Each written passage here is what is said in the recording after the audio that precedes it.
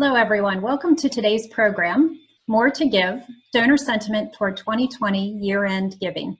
I'm Shannon McCracken, CEO of the Nonprofit Alliance and the Nonprofit Alliance Foundation.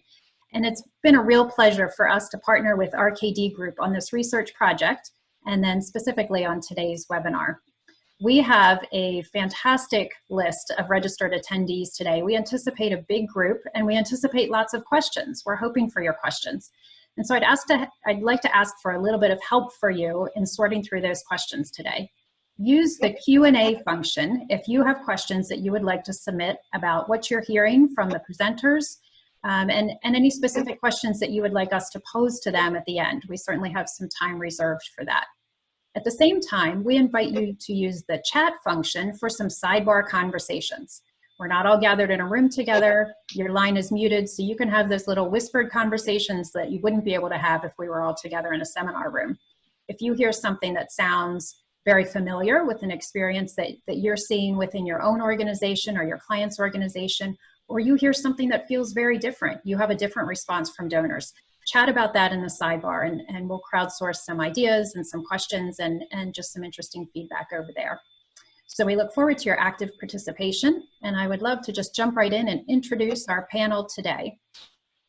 First of all, speaking of that chat box, Justin McCord with RKD Group is going to be moderating in both the chat box and the Q&A. There may be some questions you answer, particularly around the methodology of the research, that Justin may be able to answer right away, and then others he'll be helping to prioritize and surface for the end.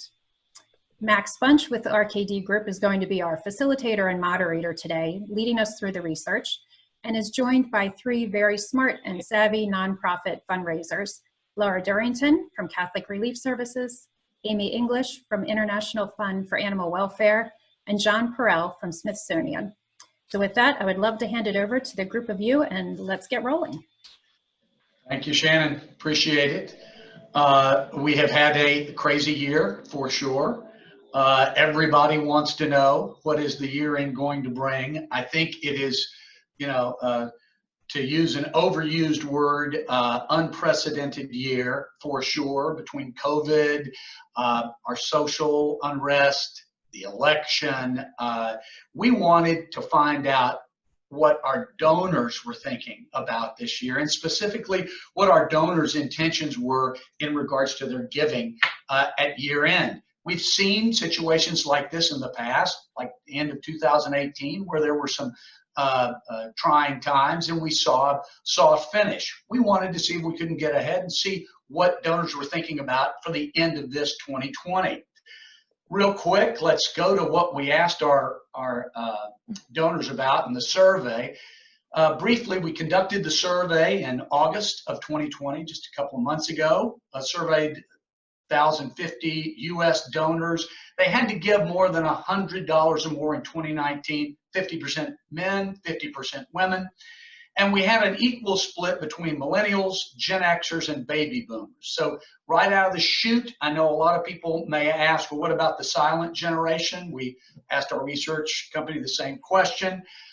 Their notation was, one, these are huge groups. The millennials, the Gen Xers, and the baby boomers are huge groups of people when compared to the much smaller silent generation, and that silent generation is getting smaller. We know that many of the silent generation are represented on our files. They're already major donors, many of them are planned givers, but in this case, the sample size was going to be too small for those answers to be relevant enough to report, so we relegated our answers and surveys to these three different generations. Just a reminder, we asked these people who had given in 2019 specifically, did they plan on giving more in 2020 in December? Did they plan on giving less? Or did they plan on giving relatively the same amount? Remember, this is self-reported. So these are perceptions, and what people say they're going to do may not necessarily be exactly what they do. But we wanted to set it up by sharing that. And one last caveat, we did not and were counseled against asking any questions about politics, how politics might affect their giving because we felt like it was a rabbit trail that the researchers said we really don't want to go down. So let's get to what our donors had to say. Which donors are willing to give more? And our survey shared with us that large donors are more willing to give more.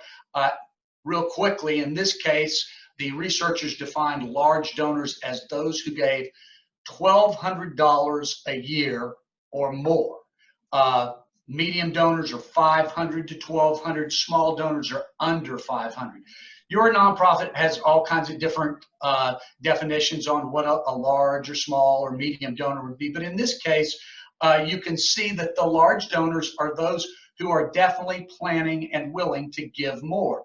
But don't walk away from the fact that the medium donors also at 42% are willing to give more as well. I know, John, you have had issues with large donors that you've had to overcome at the Smithsonian with some of your foot traffic, and you might want to chime in on some of the things you're seeing with larger donors. So actually, interestingly enough, we just finished our fiscal year on September 30th, and we just finalized our numbers. And overall, for advancement at Smithsonian, meaning all the museums and central advancement, we were up 7.39% above goal, which was amazing. Which means our large corporate donors and individual donors really did step up, as well as kind of general members to our museums. The place that we did see softness, and it's not really softness, it's just flatness, was in mid-level. So sort of $1,000 to $30,000 giving was flat. We're actually overly pleased to see that.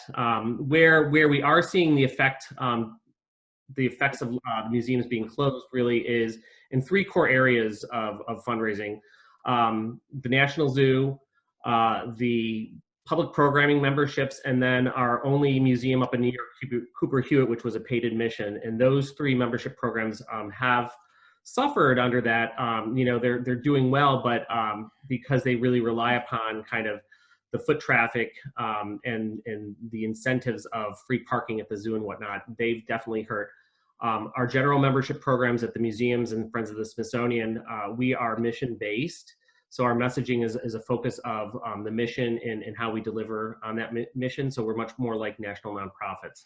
So it's actually been an interesting outcome. And I think the end result of a lot of work of really pivoting and conveying how, although we're closed, we really are doing the important work that we need to do to make our mission fulfilled. It's really encouraging news, John. Thanks for sharing that. I know, Amy, you've got a little bit of a commentary on some of your smaller and medium donors. Obviously, different causes, but still very important. Share what you're seeing. Well, certainly, I would never underestimate the impact of a small donation, for sure. And we certainly saw at the end of our fiscal year runs July through June, we did see an influx from our core constituents. So that was really nice to see. And, with the perspective of, what does that mean for end of year, because donors don't live on our fiscal year, they live in their calendar year. I have, some pretty high optimism. And also, looking at some of this data, self-reported data, some of this looks to me like there's huge opportunities there for small donations. Just that means we need to work a little bit harder from the organizational perspective on how to make sure we demonstrate what the impact of a smaller donation makes and increase those percentages. So certainly we've seen sort of like the same from a core donation constituency versus our major gifts. So in contrast to what John was saying too. And I'd like to add, for acquisition across kind of, and I'm going to speak more about the mission-based membership programs at Smithsonian. We all have experienced our best acquisition years in a long time, and we did not increase acquisition. So that says a lot about people across the nation really stepping up during the COVID crisis. willing to support nonprofits that they believe in. And I don't know if that's an emergency or if that's just because there's another motivating factor, but definitely we've seen a huge influx in entry-level acquisition donors. Great to hear those good reports, and optimism is a good word for sure at this point. And remembering back to different webinars and different sessions that people had throughout the year, our industry, I think as a whole, counseling people to stay the course, really lean into this challenge and the urgency that's being presented. And obviously, it's working out extraordinarily well in both of these cases. Let's move on to which donors are willing to give more by age. This is pretty interesting data, and that specifically meaning that younger donors in this case are willing to give more. Now, I just note, full disclosure here, that it doesn't mean that older donors are not willing to give more or willing to give the same, but what's happening here is you can see that the younger Gen Xers in particular, at 67% more willing to give more. That's a huge jump versus the other cohorts. And there are all kinds of anecdotal reasons why we might think that's happening. But we do see that maybe these younger donors aren't as set in their ways. Maybe they are inspired for the first time. There are a variety of different things that may be coming into play. But this is something that seems to be significant from a statistical standpoint of view. We know that digital has really come on strong during COVID, and this is another reason, but digital is strong for all generations right now. So we did find this to be super interesting. I know, John, I want to go back to you right away, if you don't mind. I know you track giving by age at the Smithsonian. You may want to do some reporting your own. Yeah, so what we've actually seen is we actually lost ground with younger donors this year. We've actually seen a continuing trend continue, which is our new donors are getting older and our old donors are getting older. So the phenomenon is there. We definitely had a bigger shift than normal. Every year we move more revenue to the online channel, but we didn't see the age go down with that. And so I think it's a challenge that we have as an organization. I think where we really do kind of miss the mark is we're not really on par with most nonprofits with regards to digital advertising. So it's mostly fundraising that's related to our direct mail campaigns, our email campaigns, and then over the transom. But definitely we saw the continuing trend of donors getting. Now, Laura, I know at Catholic Relief Services, you're seeing some strong response from younger donors, and especially on digital. Yeah, I mean, we invest pretty heavily in digital. So, we've seen, since the start of the pandemic, we've seen a lot of gains in new donors and young donors through our social media ads, through our Facebook ads primarily. But we tend to use SMS as an engagement channel. But the Beirut explosion, we decided to send a direct ask, and it was the largest response we've ever gotten. It was about a 5% response. The text went to about 28,000 people, and we raised $44,000 just from that text alone. And it wasn't anything fancy. I mean, it just went to our mobile optimized form. So we were really surprised to see that. We've never gotten any kind, even though we do occasionally do an ask for emergencies, we've never seen anything on par with that. And we think that, it's a lot of these new young donors that we're getting on file. They're more willing to give us their mobile number for texting, and we were just generally really surprised. That's a fabulous report. Not only more digital, but more digital channels. Yeah. Different ways to give, and John, in your case, exciting to see that even older donors are getting more digitally savvy. We'd love them to be younger donors, but really that's kind of been an industry trend overall, just seeing how more and more people are becoming more and more comfortable with digital in general. And then, gosh, you've got to love the text, the immediacy of the text to give. That's exciting. We also asked about how donors felt in regards to COVID, specifically about COVID's health impact on their likeliness to give. If they were concerned about the health implications of COVID, the more concerned they were about those health implications, it appeared to be the more likely they were to give. And you know, the economic impact was less, but if they had a health concern, they definitely seemed to be more likely to give.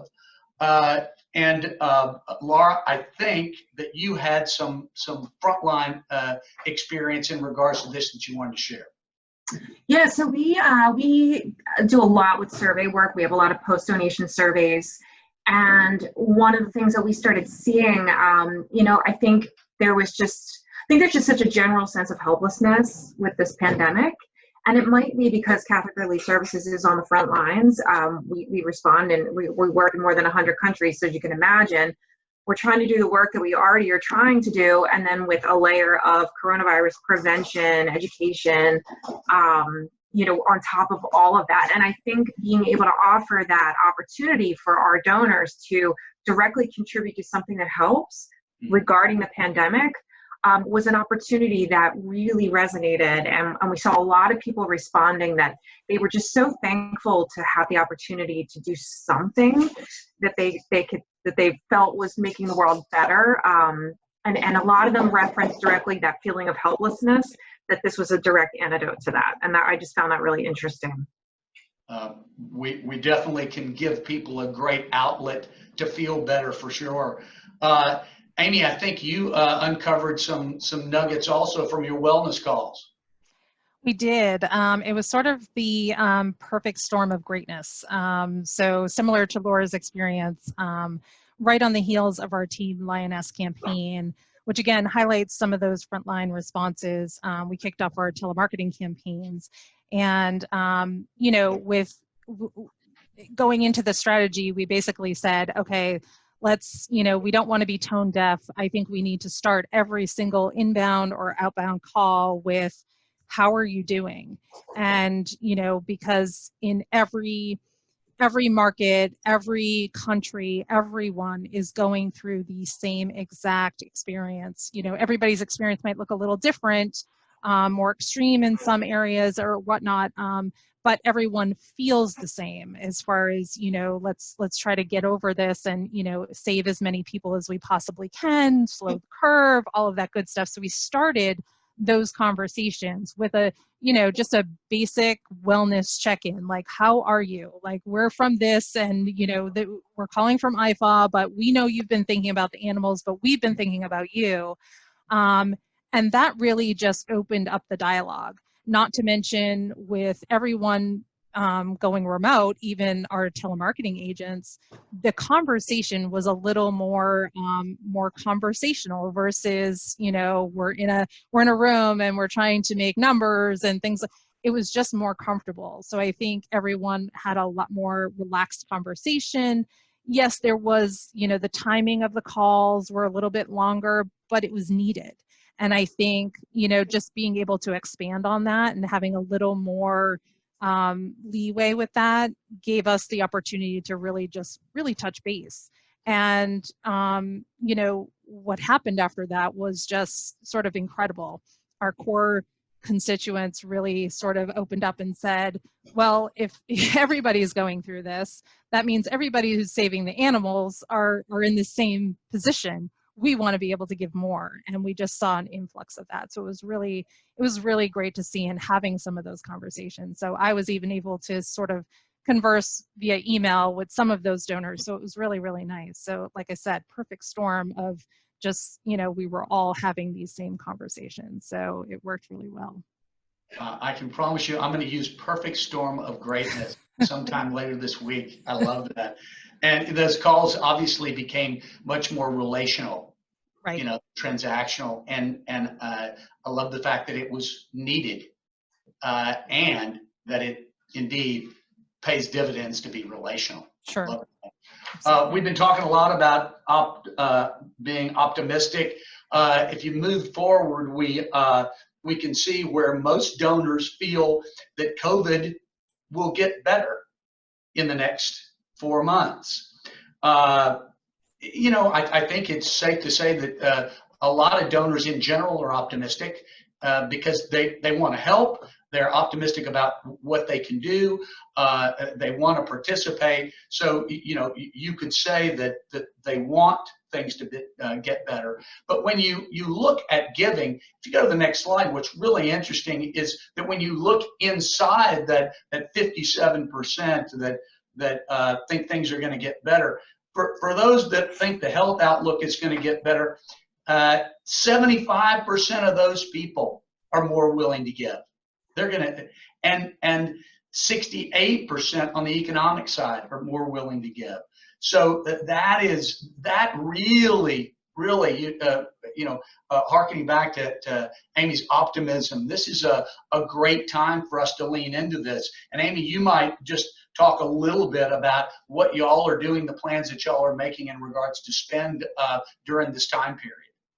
Sure. I just want to preface that, IFA is, as an organization, in a very unique position where we just kicked off our 5-year strategic plan as well as a rebrand within the last 2 years. So, leaning into this optimism from an organizational perspective, the optimism was already there. We were already looking forward at that long-term plan. And, so that was already at the forefront of all those decisions prior to entering the pandemic and the political season. So with that said, with lots of historical data, insight, looking at the 2008 economic downturn, the 2016 presidential race, the government shutdown, we have enough data to be dangerous and properly dive headfirst into analysis paralysis for sure.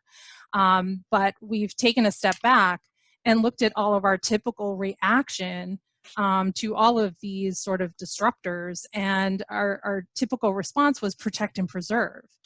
And then we took a further step back and said, well, how did that strategy work for us in the past? And it was pretty clear, if we do what we always do, we'll get the same result. So, that in short term, sure, we hit budget, but longer term, it wreaked havoc on our foundation of support for our programs. So each year we had to work harder and harder to meet that goal. We decided to change those tactics, and with our executive management team and our board, we were really able to communicate a lot better and lean into some of that disruption and follow those data insights to be able to try to change our trajectory with all those disruptors. So, we have a lot of optimism. We hope that our, adjustment in strategy will support us in the next 5 years for our plan, and we hope that the change is enough to be able to kind of come out of the other side a little brighter. So more to come on that if we want to have a a recap a year from now or 5 years from now. So hopefully our executive management team and our board have been very supportive. Basically we've basically been told, no amount of ask is too much. Let's just have an honest conversation about it. So we plan for those all the time, and as fundraisers, we'd love to hear that. Yeah, encouraging. You're not pulling back. Watching carefully, obviously analyzing, but not pulling back. And Laura, why don't you share from Catholic Relief's perspective? Yeah, I think that's one of the things about being a faith-based organization. Our, doesn't probably shock anyone here that our donor base is 96% mass attending Catholics. So, as I think people with a strong faith, they are going to be natural optimists. And so I think that's really kind of helped to really foster that sense of giving that we've seen. The very first couple of days, so that once everything started to shut down, our numbers plummeted a little bit. We were all very nervous.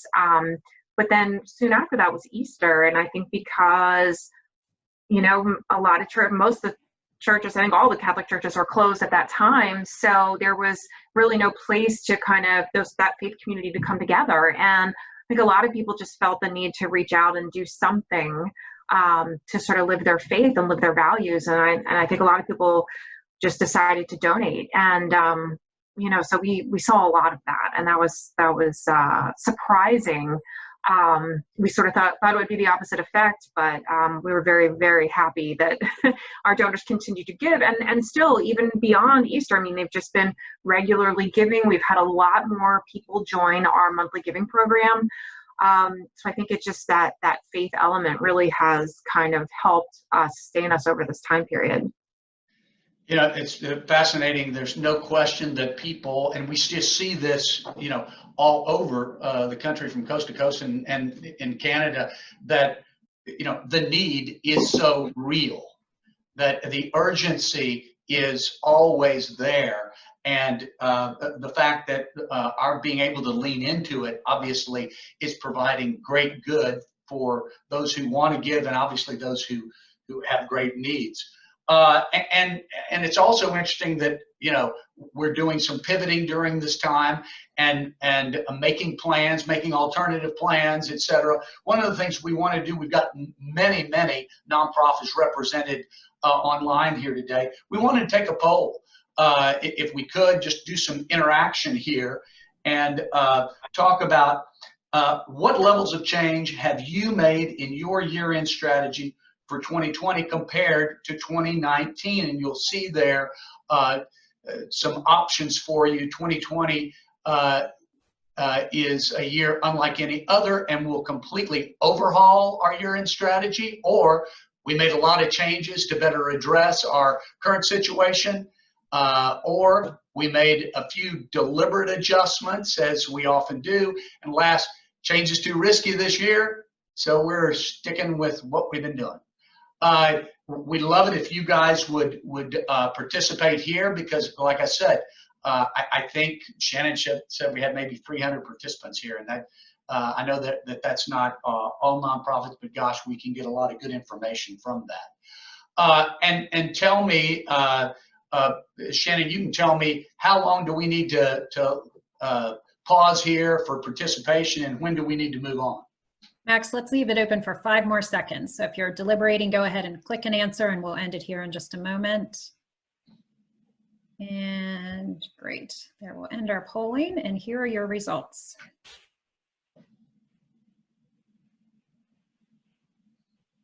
Interesting. So we've got, we made a few deliberate adjustments, as we often do, seems to be the primary. Everything else falls back significantly. Interesting, as does overhaul and do nothing. So that's good. I think this is a good statement about the proactivity and what people are doing and being prudent. Anyone else share any other thoughts? Okay. Well, thank you for being part of that. Really a payoff question that we moved to at the end, and a payoff really understanding that we glean from this is that those who have given more already will likely give more at year end. We know past behavior dictates future results.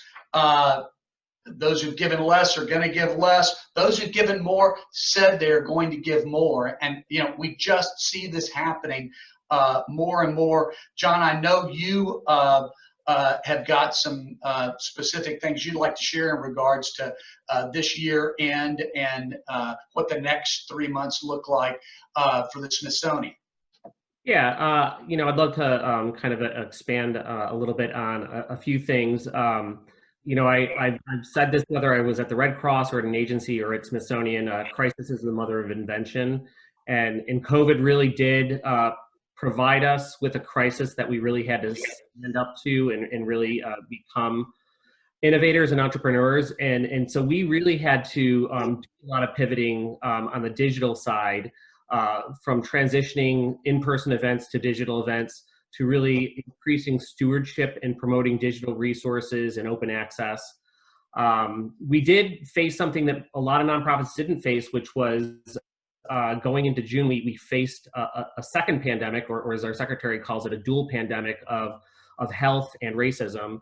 And so our revenue really didn't start to go up until the Race in America discussion happened, and the fact that we have multiple cultural museums for African American history and culture and the American Indian.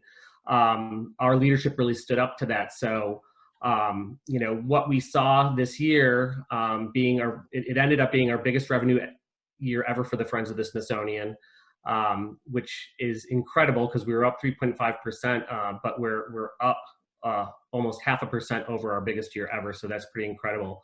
One of the hardest things was we were starting our budgeting just as the pandemic started. So our fiscal year starts in October, ends in September. So we began the budgeting, 3 weeks into the COVID crisis, and having to project this fiscal year, out the final half of this fiscal year and then fiscal year 21.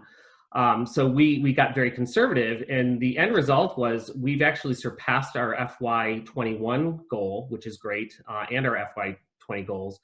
But going into our first quarter, which is October to December, we were down 1% last year. So we're really trying to figure out where we're going to come in. We are maintaining our normal cadence, our normal marketing with the increased digital stewardship, because we've really seen that has had an impact on renewals and appeals alike. So we're really kind of upping the game. We don't know if, we're in the middle of reopening. Half our museums are open, half are still closed. We don't know if we're going to end up closing again. So we're really kind of stepping back, trying to figure that out. But my hopes are with this quarter coming up in the year end, and we consider year end through the end of January, that we will be able to surpass what we did last year.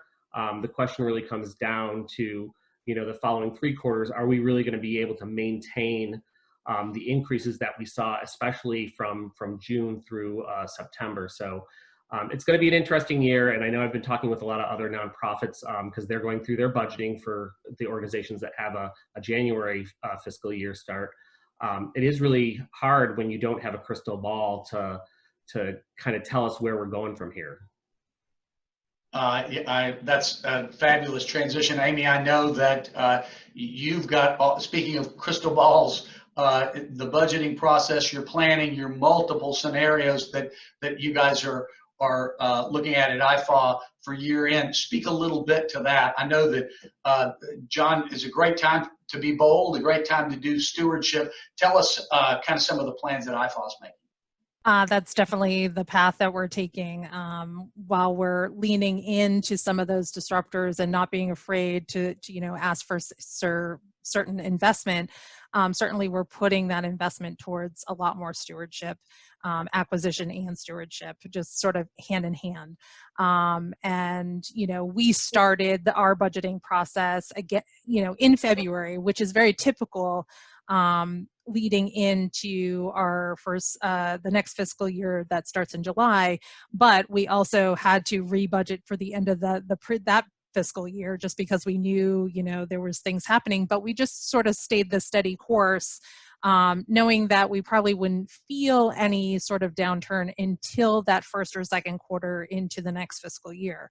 So knowing all that, we started with that plan. But as we headed into fiscal year 21, we looked at it we took all of those, data insights, like I mentioned before, the previous economic downturns, the presidential race, the government shutdown, and looked at all of those things and sort of incorporated a couple of scenarios. So we literally have, I think, 3 or 4 scenarios that we then check in with our executive management team and our board. We've overlaid some of those drops and vulnerability areas, to also kind of look at some of those scenarios in different perspectives, so breaking it down even further. So going into this fiscal year, we have a lot more checks and balances. If we don't hit X by this, we're going to make sure that we switch or pivot to scenario number 2, let's say, depending on what we're looking at. So we definitely have our plans in place, but I observe the right to say we're going to change that at any moment in time. Yeah, if unprecedented is kind of the buzzword of 2020, coming in close second is pivot. Yep. For sure, yeah. Laura, I know you've got some built-in checkpoints and risk points that you're following closely. Tell us a little bit about that. Yeah, I mean, much like Amy said, I mean, we're sort of preparing for just about, I mean, there's so many things we can't even prepare for, but, you know, we sort of know we're getting everything done now, way ahead of schedule that we can. So, you know, all of our digital communications, I mean, obviously the print, you know, is already, you know, being worked on, but we're even having the print, the digital stuff done extra early because we just don't know exactly what's going to happen and what we might have to like take time to contend with. So, a couple of things we've been like really keeping an eye on is, you know, the slowness of the mail. So our mail is going out slow and it's getting sent back slow. And then our, you know, our processing vendor has been dealing with a lot of coronavirus. They've either had infections or then they've had people exposed. They've had the quarantine. So they're working, you know, kind of skeletal staff.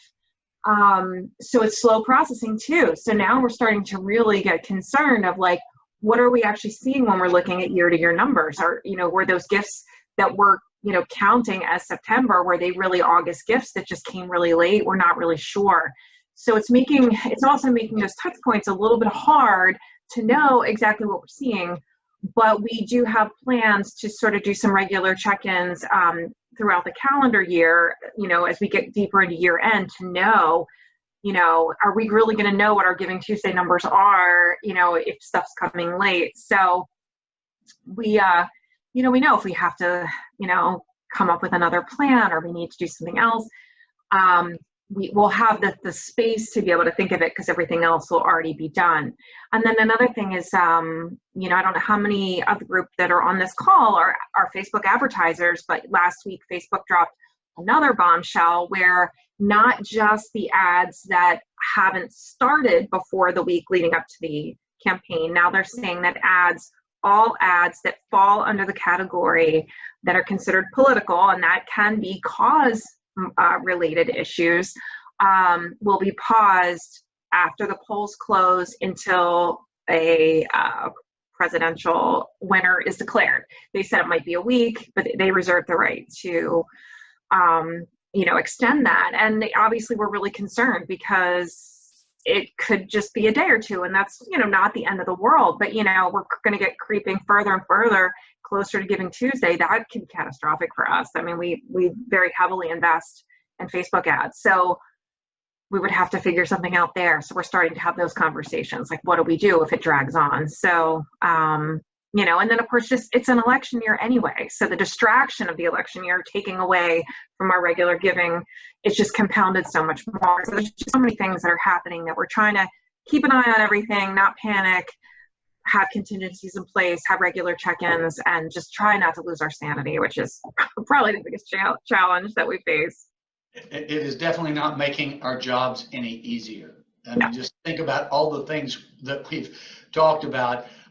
Where, you know, we're having to work harder, more versions, more analysis, more regular analysis, deeper analysis, additional plans, additional stewardship. Obviously, we're having to work harder, but fortunately, it's been paying off. And I think that those are kind of our takeaways for the end of this. You know, you've listened to us, and I think it's the next slide, Andrea. But if you look at our end of presentation takeaways, you've heard us talk about emphasis on relationship. Obviously, John's talked about increased digital stewardship. You've heard Amy talk about wellness calls and leaning in there. Definitely a time for us to lean into those relationships and be bold. Let data be your guide. Goodness, Lars, having to let data be your guide, you know, with checkpoints on a weekly basis, if not daily basis. But indeed, we also let it be our guide on who to target. And this research has definitely told us to focus on the top and to not back off, but indeed be bold and lean into it. And I guess the third bullet, and just not meaning to just, you know, continue to harp on this, but indeed be ready to pivot. We have alternative plans that everybody's made, but we also have some alternative opportunities that we can lean into. So be ready to take advantage of them. Lastly, we've got a full research ebook that you can find at rkdgroup.com /2020 giving. Shannon, I think we've got a good bit of time for Q&A, and I know we've been getting plenty of questions. We do. We have lots of activities. So so thanks everyone, and keep shooting them in. If you're having any trouble with the Q&A box itself, you're welcome to use chat as well at this point. But for our group here, optimism was a clear theme in the research results. And we know that asking somebody what they're going to do at the end of August isn't going to exactly match up with what they choose to do at the end of the year, but it's directional. And I think what gave all of us some confidence in looking at this was that people have a willingness to give. There's still financial capacity to give. You know, as we started this research, it was like, I think a lot of fundraisers felt like they were flying blind. Has everybody emptied their wallet for the year 2020 and, you know, and it just came early for some of us? Or is there something there left and some interest? So back to the optimism piece, you know, let's assume that some of that assume for a second, I'm going to be the pessimist in the group. Let's assume for a second that some of that optimism about health and economy that people were feeling at the end of August maybe tapers off as we get closer to the end of the year. Let's say there's a surge in COVID in some states or some economic bumpiness. How can you continue to tap into that optimism or be that voice of optimism? Have you talked about that in the way that you message? Is that normally part of your message, or are you changing messaging at all to really reflect that positive feeling and influence philanthropy that way? Would you allow me to direct maybe some of that? I think, if I remember right, Laurie, you had research that shared that they really were excited about the good that they were able to do. Yeah, I mean, that is definitely something that we have found. So we, in fact, I was just reviewing copy for some of our year-end messaging, and a couple of the messages sort of were trying to re-emphasize like that optimism that they do feel, and try to highlight like some of that sort of warm and fuzzy feeling of like being able to help when you feel so helpless. And then we have a few other messages where we're really trying to intentionally use what we call, is empathy language. Like, imagine, you know, this situation that's happening overseas. And one of the stories that we tell is about a community in, I believe it's El Salvador, where the well had broken. And so, you know, imagine, you know, one of the easiest ways to prevent coronavirus is to wash your hands. And if your water system is no longer operational, and how do we, you know, go in and we fix that? Those kind of things, and trying to really put the donor sort of in the shoes of the people we serve overseas, and trying to kind of capture that empathy. And we're going to do some testing around both tactics to sort of see which one is resonating stronger as far as terms of response. Amy, did you have something as well there on this question? I like what Laura had said, and I think, you know, looking at some of our messaging now and going into our second or third quarter, we've definitely started to use some of that optimistic language as far as trying to be the bright spot, I guess, without being tone deaf. You know, we're still feeling the same pangs of this. So obviously trying to come up with a more positive note and how those donors can help with that. And I think it's definitely down the same path as Laura was going with some of her messaging. So definitely it resonates. I think it resonates with everyone. Mm-hmm. And I think for ahead. our program, you know, we're a cultural organization, but we are really kind of keeping the donors focused on the good work that we're doing. One of the impressions that we have from donors is that because they are home, they are not going out, they're not shopping, they're not dining out, they've got extra money, and they want to make sure they're directing the money to where they feel that the need is greatest. So we're really talking about the impact of our programs and our museums, and how we are involved in the COVID research. We are involved in, you know, race and community in America. So I think it's really kind of part of our places as nonprofit organizations is the hope that we give in doing what we do every day and reminding them that we're there. Shannon, you know, I'm reminded that, you know, sometimes when things go south, it validates the need more than when things are going great. And I think about when, John, you said that it was the second pandemic that actually spurred your surge. So it was a response to double bad news in a sense.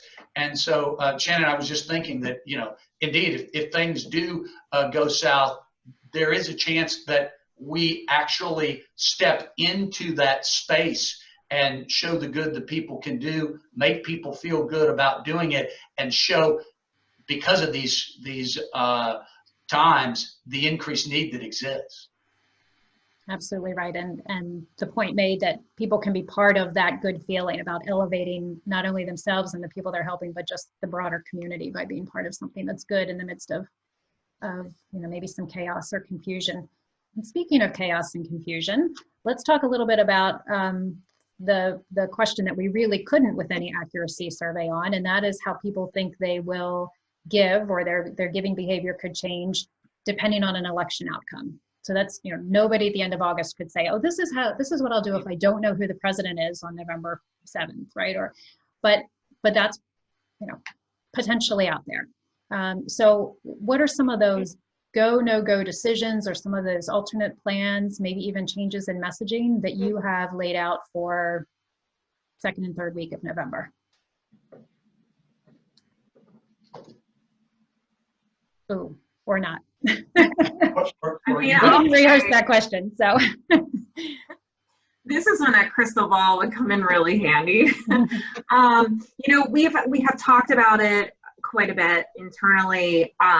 We do not have a clear, we have not made any clear decisions yet. I think it's one of those things that's almost overwhelming to think about, especially if you sort of extrapolate it out to like worst case scenarios, like for instance, it being decided in the courts, in the Supreme Court, you know, like if it's goes that long and that far and that polarized, and you know, and I think we get a little overwhelmed with really even trying to think about what that would mean to our donors and how would they react. I don't have a good answer for that question right now.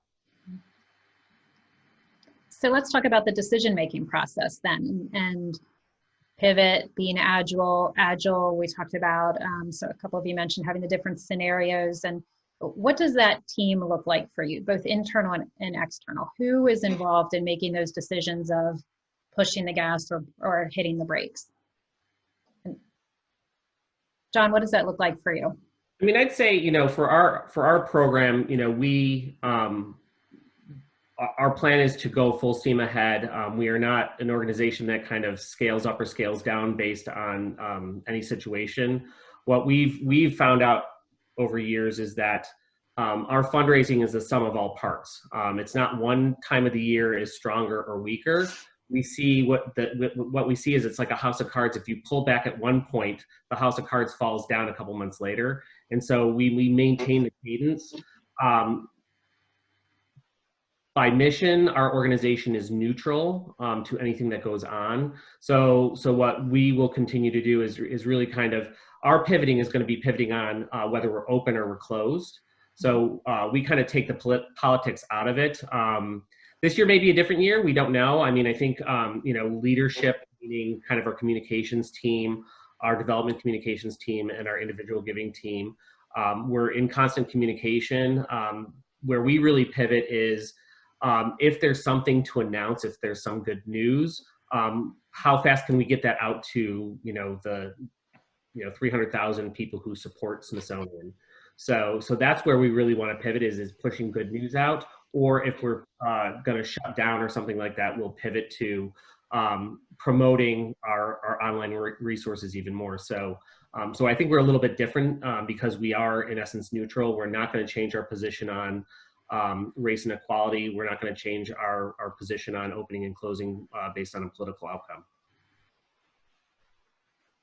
Amy, what about for you? How much do how much of the decision making do you have the ability to do yourself or in a small team, and what requires larger buy-in? Currently, everything requires larger buy-in, but just because of the nature of all of the disruptors that's happening, because everything has its piece and its parts, and we've looked at it we've sliced and diced our budget so many different ways that we want to make sure that we're making the right decisions, and obviously we want to make sure we have buy-in every chance we get. But I think most of it, the bigger decisions are made based on whether we can fund programs or not, because at the end of the day, that's our mission. So if we're not able to do that, how do we, can we make those quick decisions to sort of mitigate either the major impact or some of the messaging that's going out. Certainly that's happening all the time, but like I said, our executive management team is very, very involved right now, which is great, and the support feels really, really great. So it's good and bad to be in these times. And Laura, for you?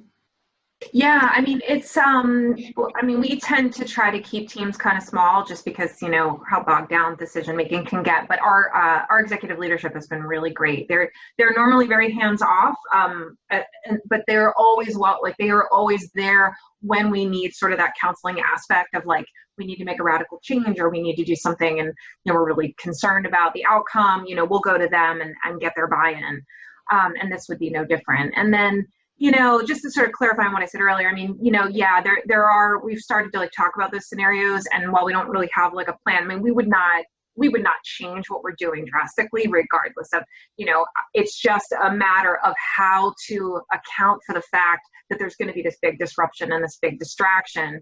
But, at the end of the day, I mean, our donors, was said here, our donors are in it for the mission. They want to help the most vulnerable. So we will continue to present that of here's your opportunity to do something. And that will remain the same. And we, same thing, we have to remain neutral. We can't take sides. We don't, so we would have to be very careful about how we would word, anything different, but we mostly would just continue to highlight our mission, continue to ask our donors to support it, regardless of what happens. Max, the question for you, and well, really for everyone, but I'm starting with you because you have broad line of sight across a number of clients. Laura mentioned some of the postal delays, and particularly some of the gift processing center or caging delays when they've been short-staffed or needed to work with socially distanced employees. What are you seeing in terms of timing, and how are you advising clients to manage when we're all really used to comparing day by day and week by week to past numbers? How do you adjust? Indeed, that's difficult because it's no longer a doubling day that you can count on that's predicated on 10 years, 20 years of history. So we totally get that. There needs to be a little bit of grace, but back to what Laura had said earlier, it's causing everybody to work harder. You're having to dig in and find out just exactly when every one of these gifts was made, what the slowdown looks like. Is the slowdown in mail? Is the slowdown in cage? Is it your own processing?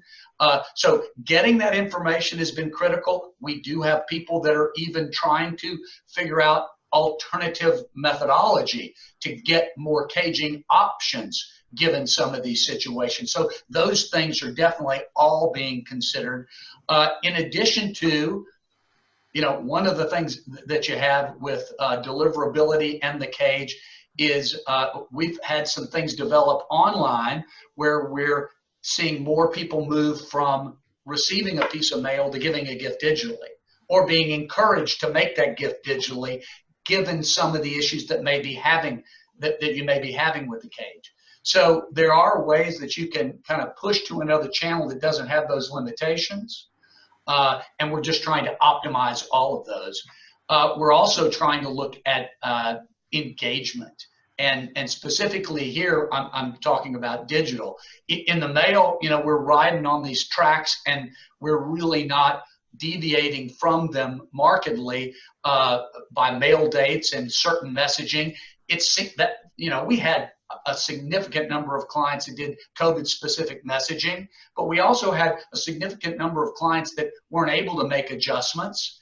And their results were still very positive because the need was still considered great. So I think that that where we see a lot more space to pivot and analyze is the engagement, you know, the cost per click and conversion and ad space and a variety of other things where when Laura was talking about distractions, being able to just judge how much distraction there is in the marketplace and is it a time to pivot now? So that's kind of a stream of consciousness answer for you. Sorry. No, that was great. I'll add about direct mail URLs. We've been doing direct mail URLs for over 17 years. And I know that every time I go to a donor-centric consortium meeting, they're always amazed by our DM URL revenue. And it's a very steady 30% of all of our online revenue is directly attributable to a direct mail piece. And this year we actually had an uptick. So I think the news about what was going on in the postal system did drive more people to actually use the URLs than ever before. So I think it's a really good thing, and I think you just need to train your people. And again, it's a great attribution tool. And so, you know, the one thing that we can't figure out, and I've been at Smithsonian for 7.5 years, and I've never seen a consistent pattern in my direct mail flow coming in. Like there are no regular patterns of how the mail comes in. It's gotten worse this year, but it's definitely, you know, if somebody can figure out how to project that out, I would pay a lot of money, because it's just one of those things that's maddening. And I'm a person who was trained that the revenue direct mail or the direct marketing brought in was the salary dollars for the organization. And so I'm just trained to really look at the everyday deposits for online and offline. And so you kind of live and die by that, and just no patterns whatsoever. I think the what was it, perfect storm of greatness, Amy, and then no pattern whatsoever. Like those may go alongside unprecedented and pivot for our themes for the day. I want to end, we only have a couple minutes left, but there was a lot of interest in chat about the generational giving and younger donors, and younger donors come up. Every boardroom's talking about how do we get younger donors, right? So we talked a bit about younger donors and their optimism and intent to give more. Can one of you just jump in and talk just a little bit about what you've seen from younger donors in terms of, they've said they've given more, they're planning to give more. How does that compare to like their first gift amount, their average giving, their giving frequency? Anybody have any insights on how they compare to more of your standard older donor?